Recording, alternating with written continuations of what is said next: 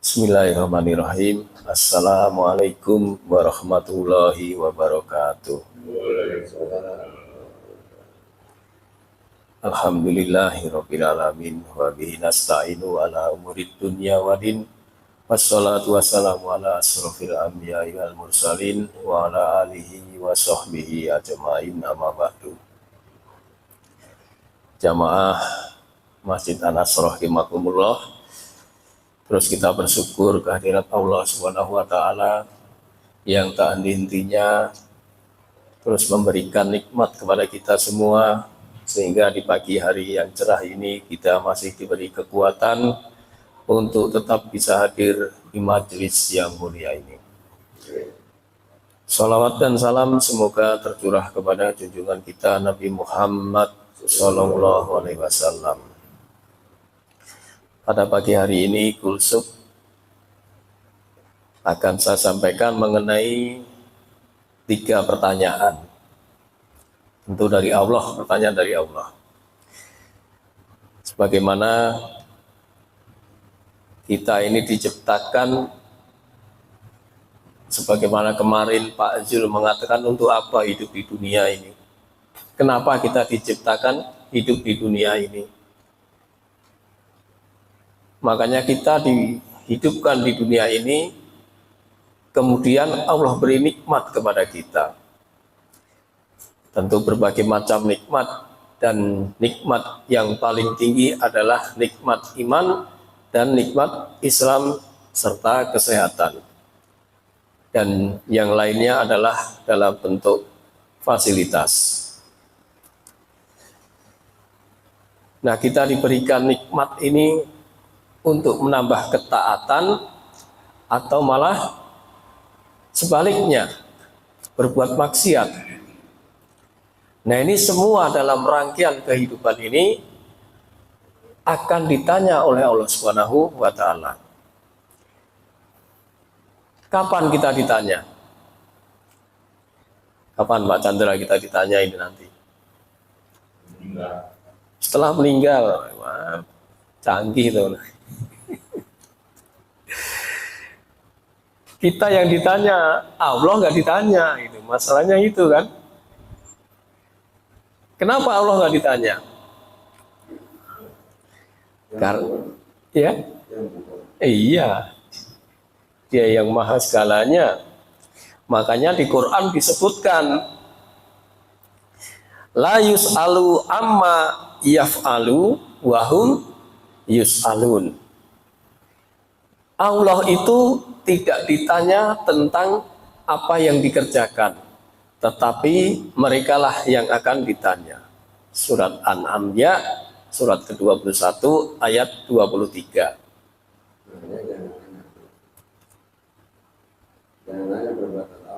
Iya, jangan nanya perbuatan. Tapi nanyanya gimana kita bisa selamat ya. Walaupun Allah itu tidak ditanya, ini hebatnya Allah, tapi Allah mengharamkan kezaliman. Jadi Allah tidak berbuat seenaknya sendiri, tapi Allah juga mengharamkan kezaliman. Sebagaimana hadis dari Abu Dzar Al-Ghifari radhiyallahu anhu dari Rasulullah SAW, beliau bersabda, Allah berfirman, berarti ini hadis qudsi ya. Ya ibadi, inni haramtu zulma ala nafsi. Wahai hamba-hambaku, sungguh aku telah haramkan kezaliman atas diriku. Jadi Allah mengharamkan atas dirinya. Wa ja'altuhu bainakum muharrama, dan aku jadikan kezaliman itu haram untuk kalian. Jadi zalim itu diharamkan oleh Allah. Fala tadzallamu, maka janganlah kalian saling menzalimi. Hadis riwayat Imam Muslim. Inilah dalil mengenai Allah tidak zalim kepada hambanya, dan Allah mengharamkan kezaliman itu sendiri. Nah, untuk menguatkan dalil, kita bisa lihat di Quran ayat surat 41, surat Al-Fussilat ayat 46. A'udzubillahi minasyaitonirrajim. Man amila sholihan falinafsihi wa man asa'a fa'alaiha wa ma rabbuka bidollamil abid. Barang siapa mengerjakan kebajikan, maka pahalanya untuk dirinya sendiri. Dan barang siapa berbuat jahat, maka dosanya menjadi tanggungannya sendiri. Dan Tuhanmu tidak atau sekali tidak menzalimi hamba-hambanya. Nah, ini menjadi dalil bahwa Allah tidak zalim kepada hamba-hambanya. Satu lagi dalil untuk menguatkan, yaitu di surat Yunus, surat ke-10 ya, ayat 44. A'udzubillahi minasyaitonirrajim. Innallaha la yadlimun nasa say'a walakinnan nasa anfusahum yadlimun. Sesungguhnya Allah tidak menzalimi manusia sedikit pun. Nah, ini lebih tegas lagi ini. Sesungguhnya Allah tidak menzalimi manusia sedikit pun, tetapi manusia itulah yang menzalimi dirinya sendiri. Jadi zalim ini dilarang. Kalau dilanggar berarti kita dosa, berbuat dosa. Zalim lawannya apa, Pak? Zalim lawannya adil. Jadi adil itu kan menempatkan sesuatu pada tempatnya. Jadi kalau zalim tidak pada tempatnya. Misalnya apa nih zalimnya?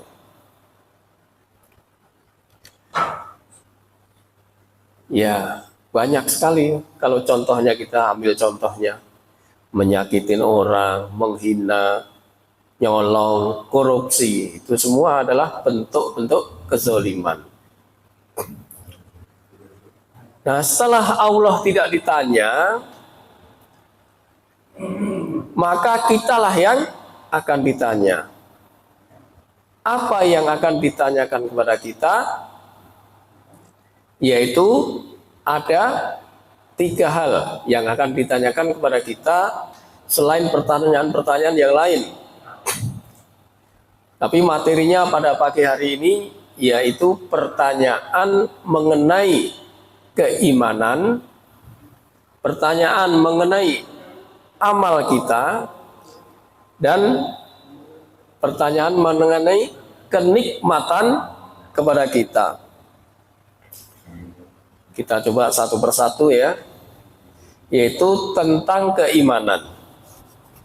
Apakah benar-benar seseorang yang mengaku beriman itu jujur atau bohong? Jadi iman kita itu nanti akan ditanyakan, jujur atau bohong sebenarnya iman kamu itu. Padahal Allah tahu sebenarnya. Di dalam surat Al-Ankabut ayat 13, surat ke-29.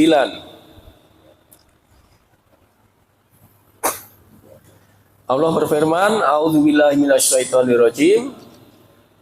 Wala yahmilunna asqalahum wa asqalam ma'a asqalihim wala yus'alunna yaumal qiyamati amma kanu yaftarun. Dan mereka benar-benar akan memikul dosa-dosa mereka sendiri dan dosa-dosa yang lain bersama dosa mereka. Dan pada hari kiamat mereka pasti akan ditanya tentang kebohongan yang selalu mereka ada-adakan. Di hari kiamat mereka akan ditanya mengenai kebohongannya. Karena saat berbohong itu sebenarnya saat iman sedang hilang. Makanya ditanya ketika imannya hilang, dia berbohong. Karena ada orang yang mengaku beriman hanya sebatas pengakuan. Ada ya Pak? Ini Pak Ale sering baca ini. Wa minan nasi may yaqulu amanna billahi wa bil yaumil akhir. Dan di antara manusia ada yang berkata, kami beriman kepada Allah dan hari akhir. Wa mahum bimu'minin. Sesungguhnya mereka itu bukanlah orang yang beriman. Jadi itu hanya pengakuan bahwa mereka beriman. Tapi Allah tahu hatinya bahwa sesungguhnya dia itu tidak beriman. Berarti bohong. Sesuai dengan ayat tadi ditanya tentang kebohongannya. Nah, kebohongan ini akan membuat kebohongan berikutnya. Untuk apa? Untuk menutupi kebohongannya. Orang yang berbohong akan mengulang kebohongannya untuk menutupi kebohongan yang lalu. Jadi akan selalu berbuat bohong.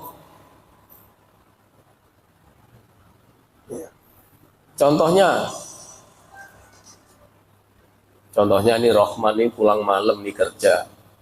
Padahal tadi bilang sama istri, maghrib udah pulang. Ternyata jam 11 baru pulang. Ngapain Man? Kalau saya bilang ke karaoke kan nggak mungkin Rohman ke karaoke. Ya pokoknya ya sedikit nyeleweng gitu ya Man. Tanya sama istrinya sampai rumah, kemana sih? Katanya maghrib udah pulang. Iya. Tadi banyak kempes katanya. Padahal nggak kempes itu.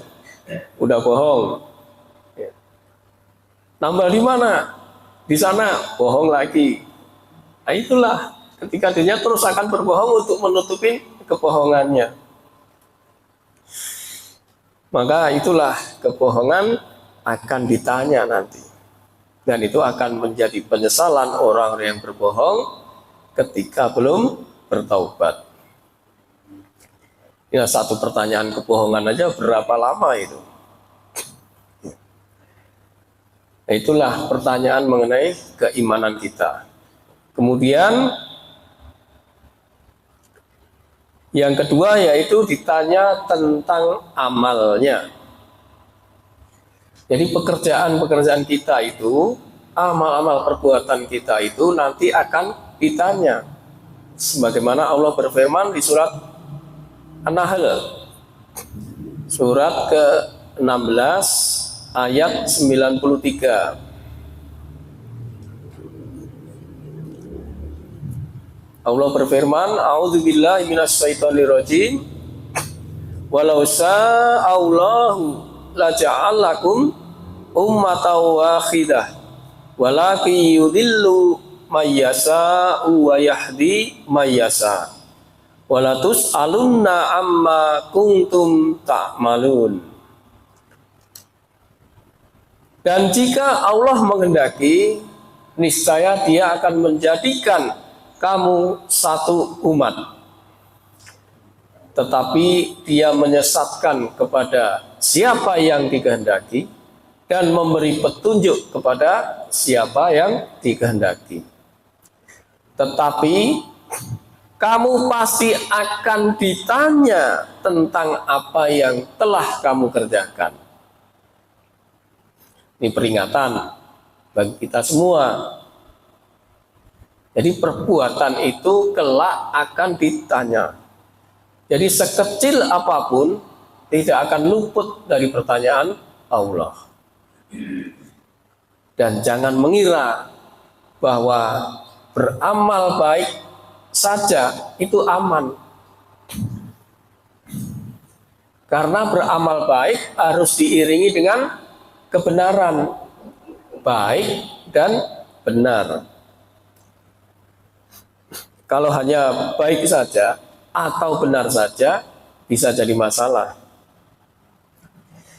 Sebab belum tentu amal yang baik kita kerjakan itu baik di sisi Allah. Belum tentu kalau tidak mengikuti kebenaran. Karena ada yang menyangkal, Pak. Ada yang menyangkal orang itu telah berbuat baik. Tapi dikatakan oleh Allah sebenarnya dia orang yang rugi. Tuh, kok bisa itu? Ya. Kok bisa orang beramal baik dikatakan rugi?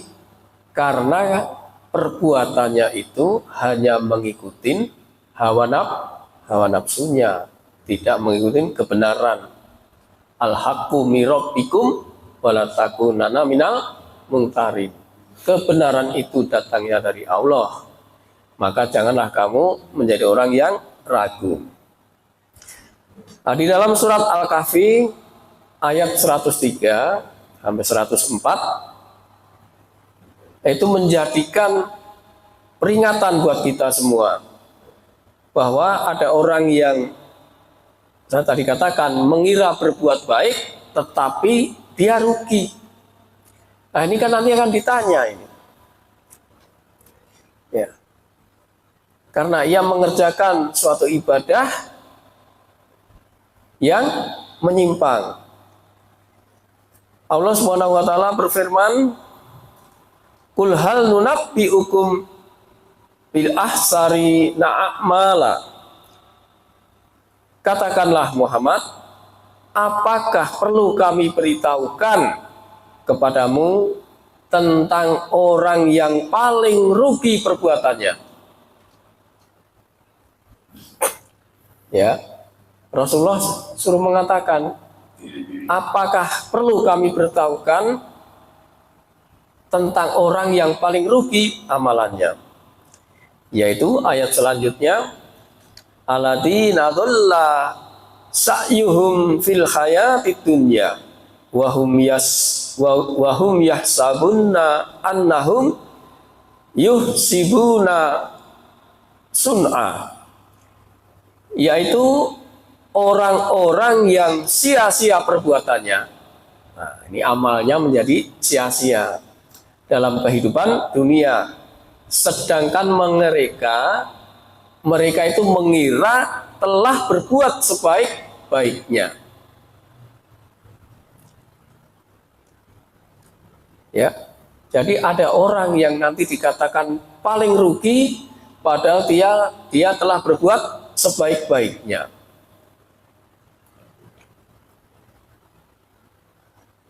Jadi ketika seseorang beribadah, hendaklah mengikuti tuntunan. Jangan memakai hawa nafsu sendiri. Karena nanti akan terjadi pada ayat ini nanti. Rugi. Sebab kalau Allah dan Rasul-Nya sudah menetapkan sesuatu perintah, maka jangan mengambil perintah yang lain. Ini Allah dan Rasul sudah menetapkan suatu ibadah. Ini jangan kita mengambil yang lain. Allah berfirman di dalam surat Al-Ahzab ayat 36. A'udzubillahi minasyaitonirrajim. Wa ma kana lil mu'mini wala mu'minatin idza qadallahu wa rasuluhu amran ay yakuna lahumul khiyaratu min amrihim. Wa may ya'sillaha wa rasulahu faqad dhalla dhalalam mubina. Nah, ini akan menjadi sesat yang sejauh-jauhnya. Dan tidaklah pantas laki-laki mukmin dan perempuan yang mukmin apabila Allah dan Rasul-Nya telah menetapkan suatu ketetapan, akan ada pilihan yang lain bagi mereka tentang urusan mereka. Dan barang siapa mendurhakai Allah dan Rasul-Nya, maka sungguh ia telah tersesat dengan kesesatan yang nyata. Benar kan Pak Jul? Ya. Jadi semua peribadahan kita itu sudah ditetapkan oleh Allah dan Rasul-Nya. Maka jangan mengambil pilihan yang lain. Karena impact-nya itu akan dikatakan sesat yang nyata. Lalu amal-amal yang ditanyakan tadi apa saja? Amal-amal yang akan ditanyakan. Yang pertama-tama akan ditanya mengenai amal kita adalah sholatnya.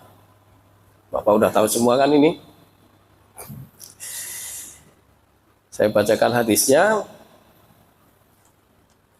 Dari Abu Hurairah radhiyallahu anhu, dia berkata, Rasulullah SAW bersabda, Inna awwala ma yuhasabu bihil abdu yaumal qiyamati minal amalihi soleh.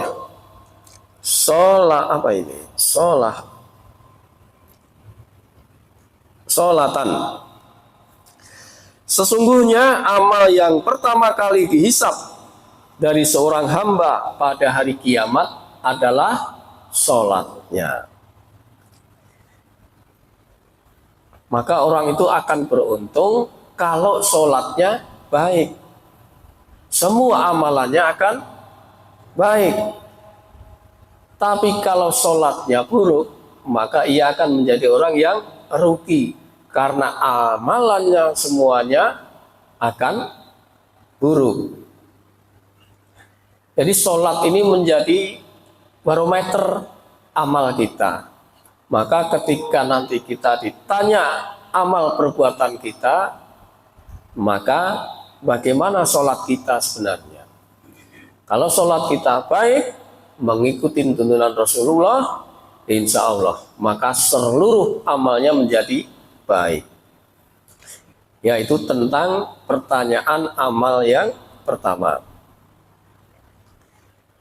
Itu pertanyaan vertikal ya. Sekarang pertanyaan horizontal, yaitu pertama-tama yang akan ditanya mengenai perbuatan seseorang, yaitu adalah mengenai pembunuhan.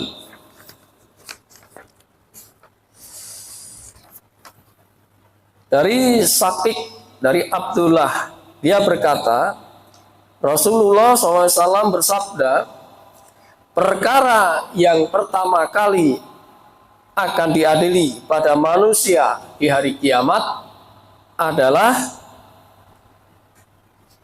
apa ini? Fittimai, masalah pembunuhan. Hadis riwayat Ibnu Majah.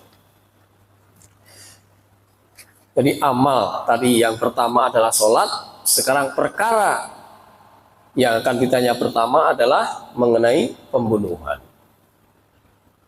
Nah, syukur alhamdulillah bagi orang yang tidak pernah membunuh, akan lewat dari pertanyaan ini. Maka menjadi perhatian kita semua bahwa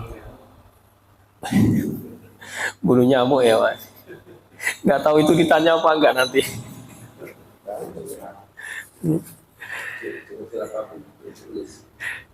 Kalau tercatat iya Pak Wasir.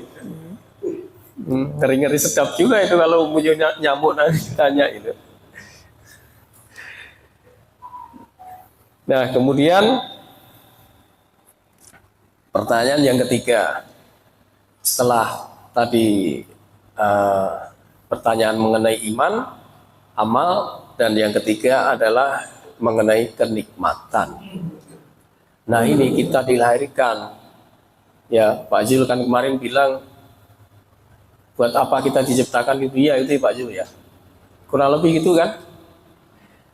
Nah ini impactnya Pak, kita akan ditanya Pak, nikmat yang diberikan kepada kita ini. Sumalatus alunna yauma idzin aninahi. Ya, kemudian kamu akan benar-benar ditanya pada hari pembalasan, yaitu mengenai kenikmatan. Ada suatu hadis ini selain sebentar.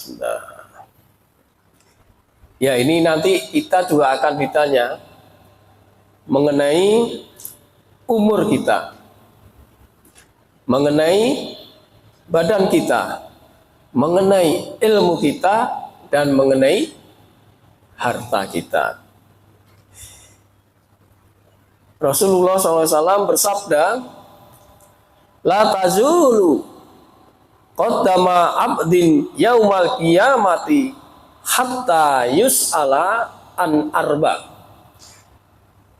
Tidak bergeser kaki seorang hamba sebelum ditanya mengenai 4 perkara. 4 perkara. Yang pertama yaitu an umuri fima afnahu, yaitu akan ditanya mengenai umurnya. Yang kedua, waman jasadihi fima ablahu, mengenai jasad atau badan. Yang ketiga, wa an ilmihi mada amila fihi. Ketiga, mengenai ilmunya. Yang keempat, wa an malihi min aina aktasabahu wa fima anfaqahu, yaitu akan ditanya mengenai hartanya, dari mana ia peroleh dan kemana ia sedekahkan atau infakkan. Hadis riwayat Ibnu Hibban dan Tirmizi. Nah, pertanyaan pertama adalah mengenai umurnya. Sejak kapan kita ditanya mengenai umurnya? Sejak balik. Sejak balik mulai kita dibebani menjadi seorang mukallaf, yaitu dibebani dengan syariat. Mulailah di situ akan tercatat dan akan ditanyakan. Jika kita sudah melakukan keseluruh kewajiban dan menjauhkan diri dari sesuatu yang diharamkan, maka akan menjadi selamat.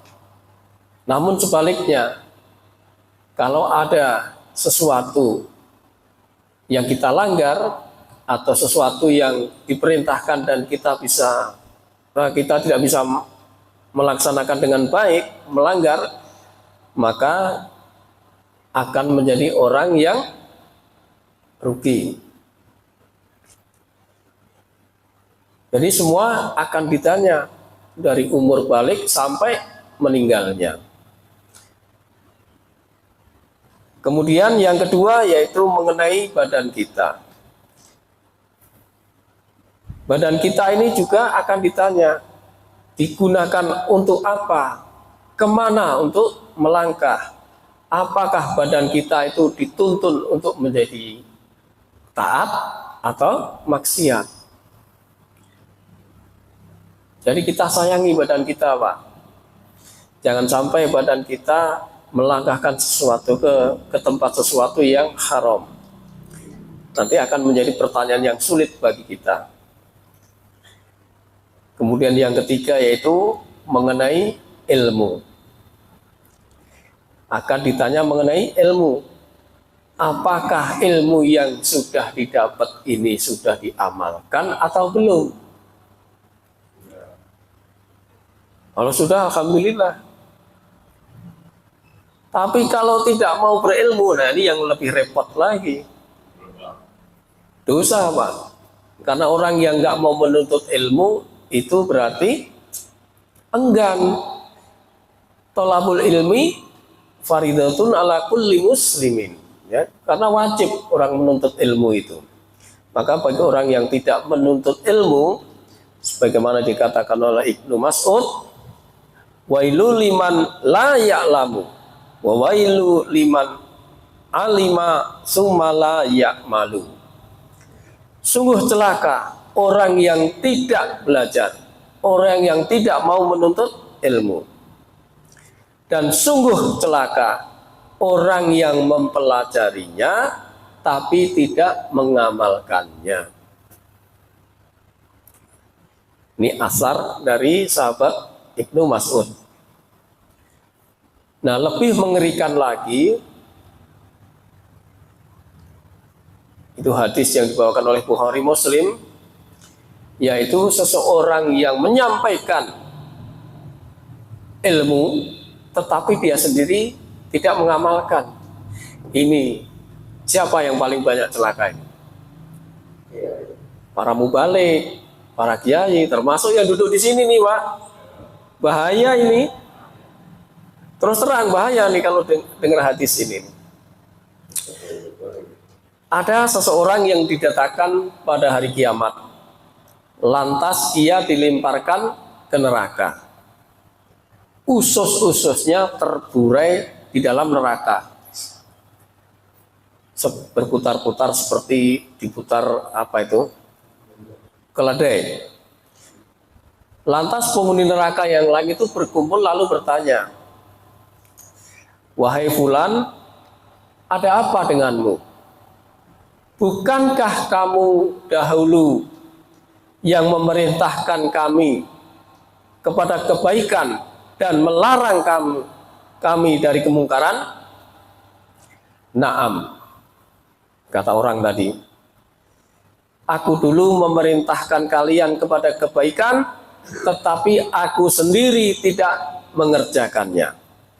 Dan aku dulu melarang kalian dari kemungkaran, tapi aku sendiri tidak mengerjakannya. Maka inilah yang terjadi pada diriku. Ususnya keluar tuh gimana membayangkan, Pak? Terburai lagi. Dan itu berulang-ulang terus. Hanya sebab karena dia memberikan pelajaran kebaikan, tetapi dia sendiri tidak melakukan.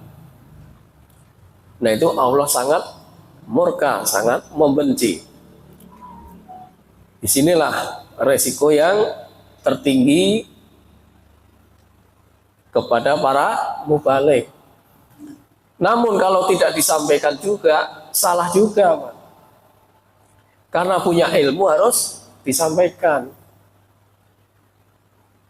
Baligul ani walau ayat, sampaikan walau satu ayat. Kemudian yang keempat, yaitu akan ditanya mengenai hartanya. Dari mana ia memperoleh dan kemana ia salurkan. Kalau yang diperoleh itu haram, tapi disalurkan kepada kebaikan, boleh nggak, Pak? Nggak boleh ya, Pak? Haram, Pak. Robin Hood. Tetap haram. Jadi baik ya kepada baik. Sebab Allah itu maha baik. Innallaha thayyibun. La tuqbalu illa thayyibun. Allah itu maha baik, tidak menerima kecuali yang baik. Itu ya. Nah, itulah pertanyaan-pertanyaan yang nanti akan ditanya kepada kita mengenai keimanannya, mengenai amal perbuatan kita, dan mengenai kenikmatan itu semua. Nah, demikian, mudah-mudahan ada manfaatnya.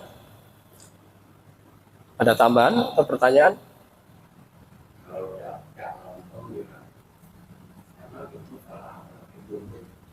Oh,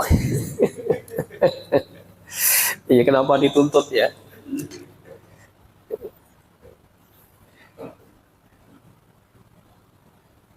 Baik, kalau udah kita tutup. Oh iya, Pak Aleh, monggo. Emang masih lama. Assalamualaikum warahmatullahi wabarakatuh. Waalaikumsalam warahmatullahi wabarakatuh. Saya dengan Pak Ustaz menyampaikan beberapa pertanyaan tadi menjadi mudah. Sejak zaman perang Rasulullah itu sudah ada satu kisah bahwa ada mujahid, gitu kan? Benar nggak kalau perang membela agama, gitu kan? Iya. Iya, saya menjadi mujahid. Kata Allah, bohong. Kadzabta. Kamu bohong. Ya, kamu bohong. Saya nggak gitu. Jadi semuanya pertanyaan itu akan berulang terhadap pekerjaan kita. Ya, betul. Baik mulai dari tadi Ustaz bilang bagaimana, terus Amal. dari amal, ya kan, ilmu dan sebagainya dipertanyakan. Iya. Padahal yang maksud hanya Rasulullah. Bahkan Rasulullah pun menyampaikan hanya beberapa orang saja yang langsung masuk surga. Ada 10 sahabat Rasul yang masuk surga langsung, gitu kan. Iya. Sisanya berikan sebuah pertanyaan besar. Iya. Nah, tapi tadi Ustaz bilang di awal membicara materi kita bahwa apabila sholatnya baik, maka baik semuanya. Iya. Nah, saya berpikir gitu, kenapa nggak kita ngambil sertifikat itu, Pak? Iya. Yang pertama, Kenapa? Karena nggak memperbaiki sholatnya itu ya, Pak. nah, jadi kadang-kadang saya mengajak diri saya sendiri, para jamaah sekalian, ini perlu kita menggodok itu, Pak. Betul. Jadi, Ustaz, bagaimana caranya ke depan supaya kita dapat sertifikat itu? Setuju, Pak. Setuju ya. Karena ini kuncinya, Pak, itu, Pak. Karena kalau itu bagus, maka bagus semuanya, Iya. gitu. Iya. Tapi kalau itu nggak bagus, Iya. wah, nggak mampu, Pak, jawabnya yang lain. Betul, Pak. Daya tariknya harus dipertimbangkan. Ya, memang karena itu hadis Nabi, Pak. Kita harus yakin ini hadis ini. Maka sholat itu menjadi ya pokok perkara kita itu.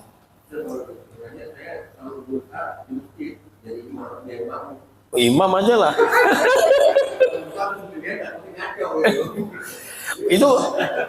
itu paling aman, Pak. Udah aman gitu. Ya.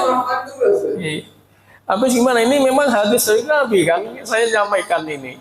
Bukan karangan. Kalau sholatnya baik, bagus, amalannya bagus.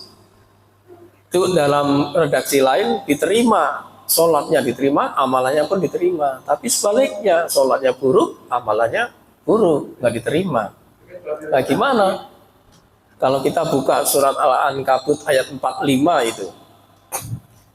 Inna sholata tanha anil fahsya'i wal munkar. Sesungguhnya sholat itu mencegah perbuatan keji dan mungkar. Nah kalau ada orang sholat tapi masih maksiat, gimana dengan sholatnya? Berarti sholatnya masih bertanyakan. Maka orang yang sholat sesungguhnya, orang yang sholat itu pasti tidak akan maksiat. Harusnya itu Allah berfirman tuh Al-Ankabut ayat 45 itu. Pak Zul buka nggak itu? Buka ya. Nanti Bapak baca tafsirnya Ibnu Katsir, Jalalain itu begitu, Pak. Nggak mungkin orang yang sholat itu maksiat. Kalau orang sholat masih maksiat, berarti sholatnya dipertanyakan. Maka satu persoalan yang sangat serius. Serius, Pak. Serius kali ini. Benar. Karena ini dampaknya kepada amalannya, Pak. Pasti serius. Makanya ya kita terus mengupgrade diri kita. Apakah kadang-kadang saya sendiri merasa apakah sholat saya itu sudah benar, sudah sesuai tuntunan gitu. Kan kita juga ada rasa khawatir, Pak. Tapi sholat yang benar itu kan, kalau sholat itu benar itu kan nanti mengaplikasikan Iya. setelah sholat yang berhenti kan setelah sholatnya. Iya betul Pak, dampaknya itu. Iya. Iya. Setelah sholat. Hmm. Bukan berarti sholatnya benar gitu kan. Iya. Nggak ada mengaplikasikan yang benar. Iya. Gitu kan. Maksud saya itu sholatnya benar ya. Dampaknya dari sholat, iya. Benar. Betul. Tapi sholatnya juga sesuai tuntunan. Ya, ya. Jangan mengada-ada sendiri. Ya, terus sholat sifatnya betul-betul. Iya. Kan setelah Nah, kalau sholat Perkara khusyuk enggak kita nggak tahu, ya kan? Susah. Khusyuk itu memang nggak gampang, Pak. Hah? Ya. Kalau nggak ada imam gimana, Pak? Dosa semua. Makanya kemarin saya kirimkan ke grup, iya kan? Kalau imam itu sholatnya salah, yang berpahala makmumnya, yang dosa imamnya. Kalau imamnya benar, semua dapat pahala. Tapi kalau nggak ada imam, bubar masjid, dosa semua. Nggak ada pilotnya. Dari supir. Memang itu tadi ilmu tadi Pak, harus ada yang belajar, harus ada yang ngajarin. Kalau nggak gitu ya kita nggak bisa berkembang. Ya betul Pak Allah, itu harus jadikan sholat itu memang yang paling utama. Setelah syahadat kan kita sholat. pintunya. Jadi ngambil sertifikat itu Pak. Iya, harus diusahakan Pak, diusahakan terus. Password ke sekolah. Tapi memang ada rangkaian-rangkaiannya Pak, untuk mendapatkan itu ada rangkaiannya. Kita banyak istighfar, kita banyak bertobat. Karena kan setelah sholat itu dibuktikan dengan tanhaya paksa mungkar kan. Ya, Kemampuan itu sebenarnya yang terujikan. ya. Tapi namanya manusia kan kadang-kadang lupa, kadang-kadang ya ada miring sedikit. Nah, maka itu tadi rangkaiannya diiringi dengan istighfar, dengan taubat. Udah. Apalagi kita ini udah kepala 6 semua kan ini. Udah nggak ada ini lagi, maksiat Allah udah nggak ampuni lagi deh kalau umur 60 ke atas masih bermaksiat. Udah kan, udah sampai ya? Eh, 5 menit. Ya udah, tambahin 5 menit. Yuk, ayo Pak Zul, apa Yul? Waalaikumsalam warahmatullahi wabarakatuh. Mengenai kezoliman tadi, zolim namanya Adil. adil. Hmm. Kalau perbuatan zolim itu terhadap diri sendiri, itu mudah atau artinya bisa menahan Iya. azab dan halak, ini kan? Iya. Jadi zolim berhadapan saya lain, mereka dilarang mendekati pohon seperti kita kemarin bicarakan. Iya. Dilarang oleh Allah mendekati pohonnya kalau bisa memakannya. Karena kamu akan termasuk orang yang zolim, kan? Nah, mereka melakukannya itu, mereka terbuka langsung auratnya. Iya. Kejauhan mereka itu langsung mohon ampun dengan perbuatan sebelumnya, misalnya, itu kan? Iya. Nah, itu, ya, selesai. Iya. Tapi kalau kejoliman terhadap orang lain, yang orang lain itu akan lebih berat, kan? Iya, betul. Nanti tuntutannya di akhir nanti bukan dengan Allah doang. Iya. Yang dijolim tadi akan Menuntut. Itu satu. Iya. Kedua soal pengakuan. Peminatnya semua itu amanah yang melakukan seseorang beriman ya. Iya. Nah, kalau hanya sekedar kita sering baca dalam doa kita la syarika lahu wa bidzalika umirtu wa ana minal muslimin ya. Kalau hanya sekedar pengakuan saya itu termasuk orang muslimin, aplikasinya dalam ilmu syariah yang tidak ada ya yang mengatur muslimin itu kelasnya itu tidak sama dengan kelasnya Fir'aun. Fir'aun itu mengaku bahwa minal muslimin itu. Di akhirnya. Nah, di akhirnya Tapi udah telat, Pak. Di surat ke-10 ayat ke-90. Ujungnya itu bahwa ada minal muslimin itu Fir'aun itu. Iya. Saya mengakui Allah Tuhannya Bani Israel ya kan. Tapi dia ada peluang gitu. Jadi kalau bisa sekedar mengakukan itu ada minal muslimin, Kelas kita sama dengan Firaun kalau hanya sekedar itu ya pengakuan. Firaun yang gitu, walaupun di ujung akhir ayatnya gitu, walaupun sudah tenggelam gitu. Itu nanti kalau coba dibuka surat Yunus 10 ayat ke-90 di ujung ayatnya itu pengakuan Firaun begitu. Wa ana minal muslimin. Saya berlaku.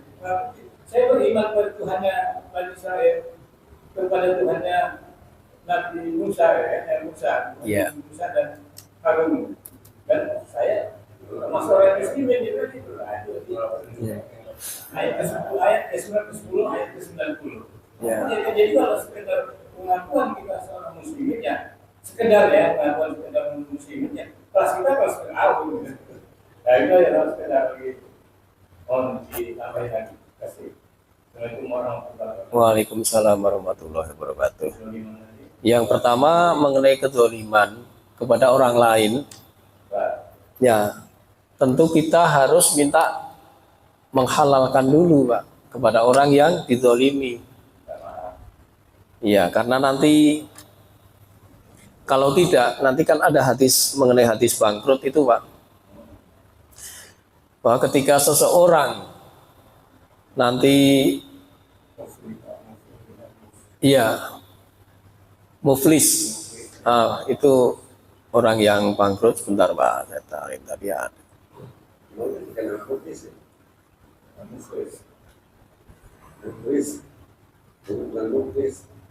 muflis iya memang beda tipis karena muflis kalau muflis orang ikhlas, muflis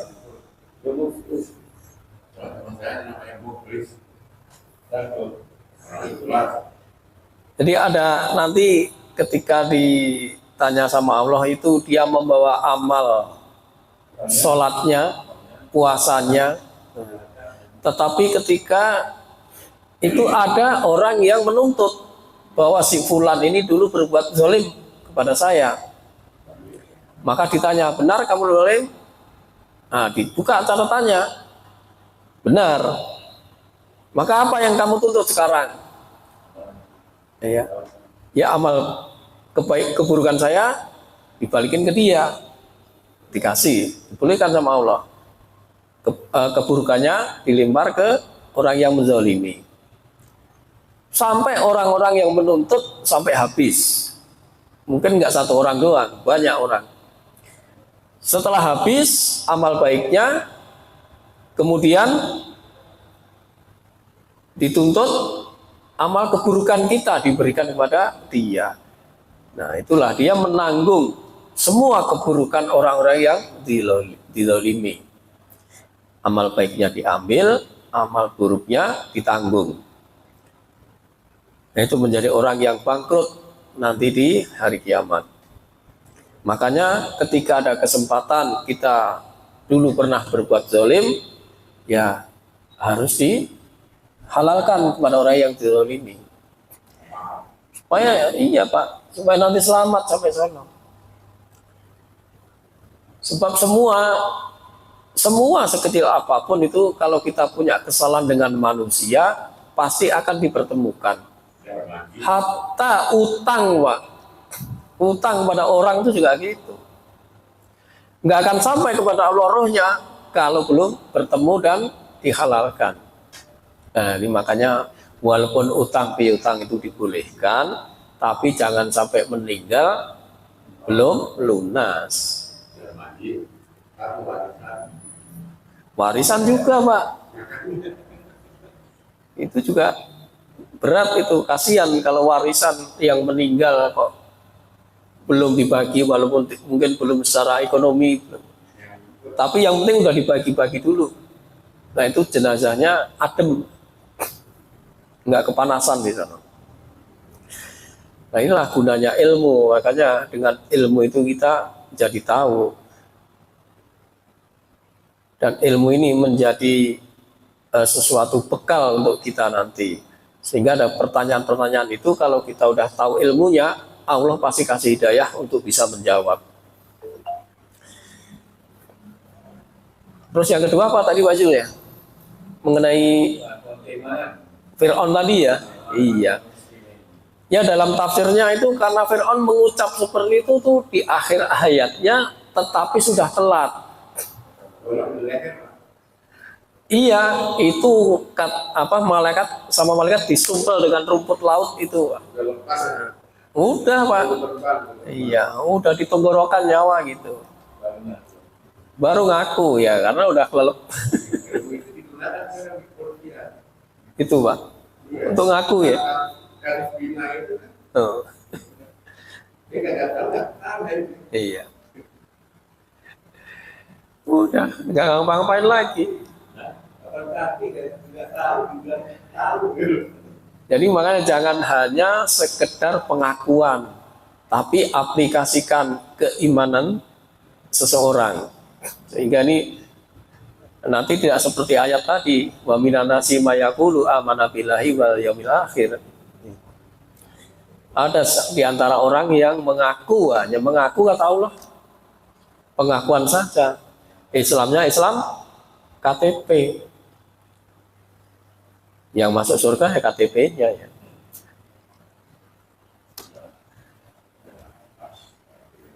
Ya, cukup ya.